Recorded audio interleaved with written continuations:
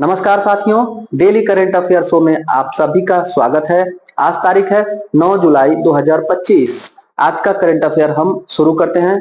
शुरू करने से पहले आपको बता दें साथियों, हम लोग जो ये करंट अफेयर पढ़ते हैं स्पेशली पीसीएस के एग्जाम के लिए, यूपी पीसीएस और बिहार पीसीएस, समीक्षा अधिकारी उत्तर प्रदेश के एग्जाम के लिए, UP police, UP SI, UP triple SC के किसी भी परीक्षा, पेट और बाकी जो भी एग्जाम पेट के बाद होंगे उन सभी के लिए हम करंट अफेयर का कलेक्शन आपके लिए लेकर के आते हैं।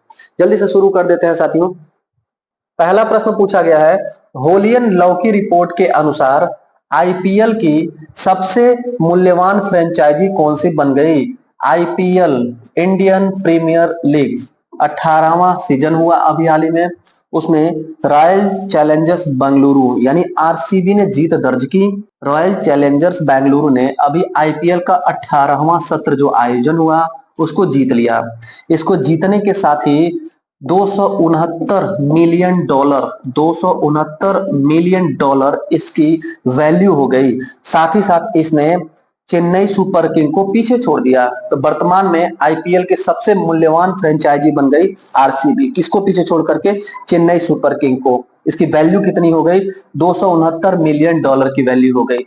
साथ ही साथ साथियों, इस 18वां सीजन को आयोजित कराने के बाद आईपीएल का भी ग्रोथ रेट बढ़ गया है। आईपीएल जो एजेंसी है इसका भी ग्रोथ रेट 12.9% की वृद्धि दर्ज हुई इसकी वैल्यू में 18वें सत्र से। अब इसकी टोटल वैल्यू हो गई 18.5 billion dollar. 18.5 billion dollar value हो गई आईपीएल की। इस आईपीएल का आयोजन कौन कराता है साथियों? बीसीसीआई कराता है। बीसीसीआई के द्वारा आईपीएल का आयोजन हर साल कराया जाता है। यह 18वां सत्र था। आईपीएल एजेंसी की वैल्यू कितनी बढ़ी है? 12.9% बढ़ी है और इसका टोटल वैल्यू कितना हो गया? 18.5 बिलियन डॉलर हो गया। और आरसीबी की वैल्यू कितनी हो गई? 269 मिलियन डॉलर हो गई। वहां बिलियन है, ये मिलियन है, कंफ्यूज मत होइएगा। दूसरा प्रश्न पूछा गया है, प्रत्येक वर्ष विश्व जैव उत्पाद दिवस किस तिथि को मनाया जाता है? उत्तर हो जाएगा साथियों 7 जुलाई को। 7 जुलाई को प्रत्येक वर्ष विश्व जैव उत्पाद दिवस मनाया जाता है। बायो प्रोडक्ट अंग्रेजी में इसे कहा जाता है बायो प्रोडक्ट। क्या होता है यह बायो प्रोडक्ट?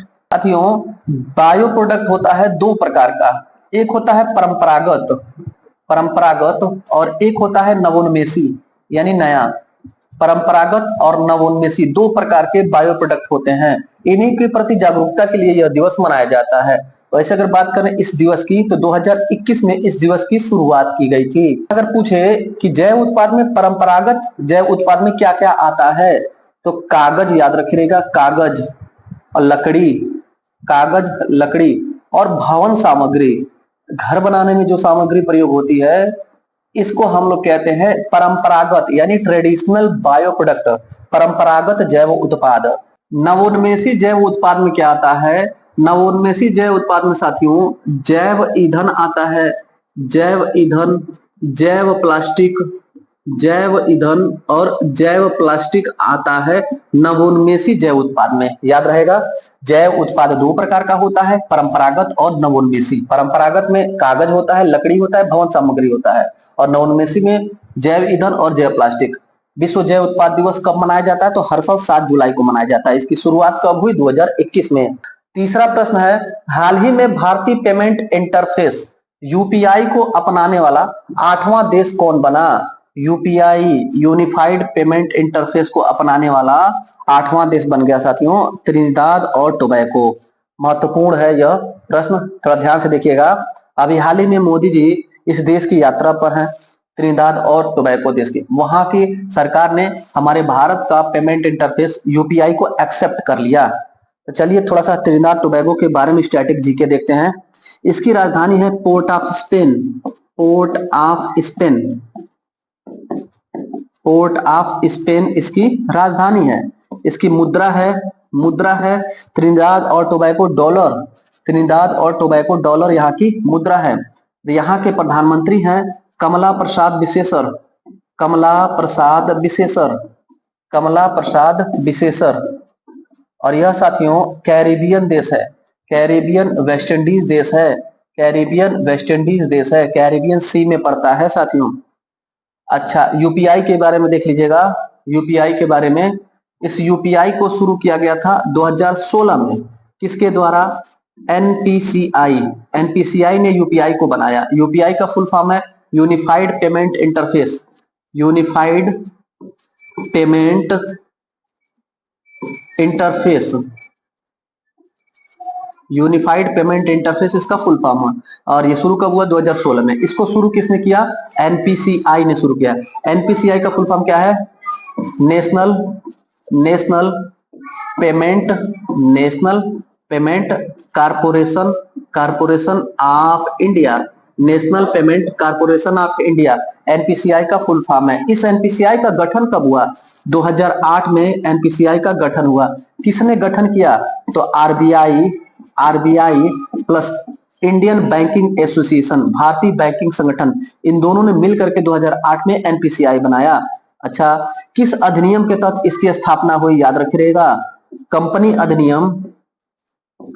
अधिनियम 2013 की धारा कंपनी अधिनियम 2013 की धारा 8 के तहत एनपीसीआई का गठन किया गया है। तो वैधानिक संस्था है, याद रखिए।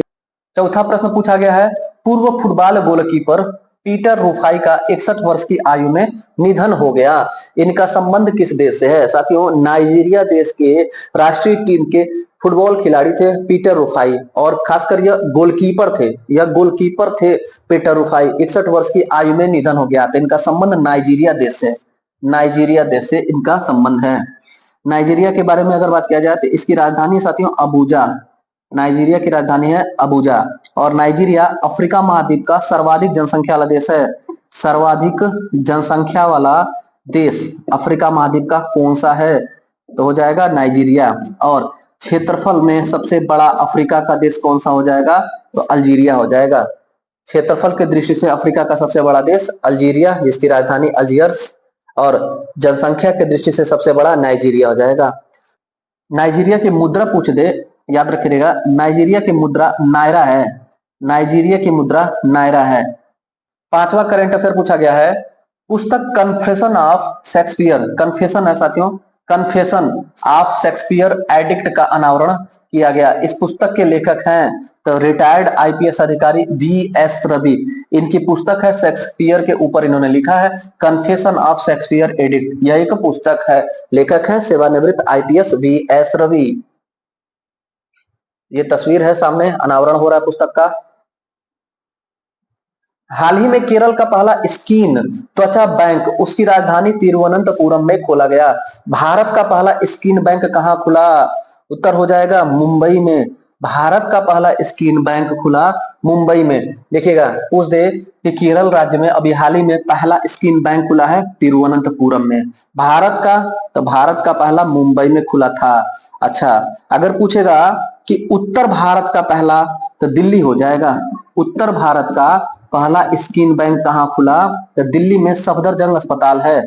सफदरजंग अस्पताल में दिल्ली में उत्तर भारत का पहला स्किन बैंक खुला। और उत्तर प्रदेश का पहला स्किन बैंक पूछे तो उत्तर प्रदेश का पहला स्किन बैंक लखनऊ में केजीएमयू यूनिवर्सिटी में, किंग जॉर्ज मेडिकल यूनिवर्सिटी में लखनऊ में यूपी का पहला स्किन बैंक खुला। अगर कोई भी पेशेंट है वो जल गया है, कोई घटना हो गई, उसका स्किन नष्ट हो गया है, तो उसे स्किन बैंक में स्किन प्राप्त हो सकता है, वही है स्किन बैंक। अगला देखिएगा, हाल ही में तमिलनाडु का प्रतिष्ठित पुरस्कार तमिल विक्की सूरन पुरस्कार किसे प्रदान किया गया? उत्तर हो जाएगा वी वेदाचलम जी को तमिलनाडु का प्रतिष्ठित पुरस्कार तमिल विक्की सूरन पुरस्कार प्रदान किया गया। साथियों, यह इतिहासविद हैं, इतिहास के विद्वान हैं और पुरातत्वविद हैं। इतिहास के विद्वान और पुरातत्वविद हैं। नाम है इनका वी वेदाचलम। इन्हीं को तमिल विक्की सूरन पुरस्कार प्रदान किया गया। आठवां प्रश्न पूछा गया है, पूर्वी अफ्रीका की भाषा किस्वाहिली के सम्मान में प्रत्येक वर्ष विश्व किस्वाहिली दिवस कब मनाया जाता है? विश्व किस्वाहिली दिवस कब मनाया जाता है? उत्तर हो जाएगा 7 जुलाई। 7 जुलाई को हर साल विश्व किस्वाहिली दिवस मनाया जाता है। साथियों, किस्वाहिली या स्वाहिली भी इसका नाम है। यह अफ्रीका का दूसरा भाषा है, सबसे बड़ा, अफ्रीका का दूसरा सबसे बड़ा भाषा है किस्वाहिली। और ये खास करके अफ्रीका में भी पूर्वी अफ्रीका क्षेत्र में बोला जाता है, जैसे केन्या हो गया, तंजानिया हो गया, इस सब क्षेत्र में पूर्वी अफ्रीका के क्षेत्र में किस्वाहिली भाषा या स्वाहिली भाषा बोला जाता है। इसकी शुरुआत किसने की थी? यूनेस्को ने 2022 में यूनेस्को ने 2022 में विश्व किस्वाहिली दिवस शुरू किया था। नौवां करंट अफेयर पूछा गया है, आदित्य मंगलम को किस फूड ऑर्डरिंग डिलीवरी डिवीजन का सीईओ बनाया गया? सीईओ मतलब chief executive officer. Food ordering delivery division कौन सी है वो? उत्तर हो जाएगा eternal. Eternal food ordering delivery division है, इसका आदित्य मंगलम को सीईओ नियुक्त किया गया है अभी हाल ही में। थोड़ा इस कंपनी के बारे में ध्यान रखिएगा, ये इटरनल कंपनी है, इसी का पूर्व नाम जोमेटो था। जोमेटो इसी का नाम था। इसी इटरनल के अधीन जोमेटो अब आ गया है, और ब्लिंकिट इसी की कंपनी है, और हाइपर प्योर भी इसी की कंपनी है, डिस्ट्रिक्ट भी इसी की कंपनी है। ब्लिंकिट, हाइपर प्योर, डिस्ट्रिक्ट और जोमेटो इसी इटरनल कंपनी के अंतर्गत में आती हैं। इसका उत्तर हो जाएगा इटरनल। 10वां करंट अफेयर पूछा गया है, ब्राजील में 17वां ब्रिक्स शिखर सम्मेलन के दौरान एनडीबी में कौन सा देश शामिल हुआ? एनडीबी में कौन सा देश शामिल हुआ? उत्तर हो जाएगा कोलंबिया, उज्बेकिस्तान।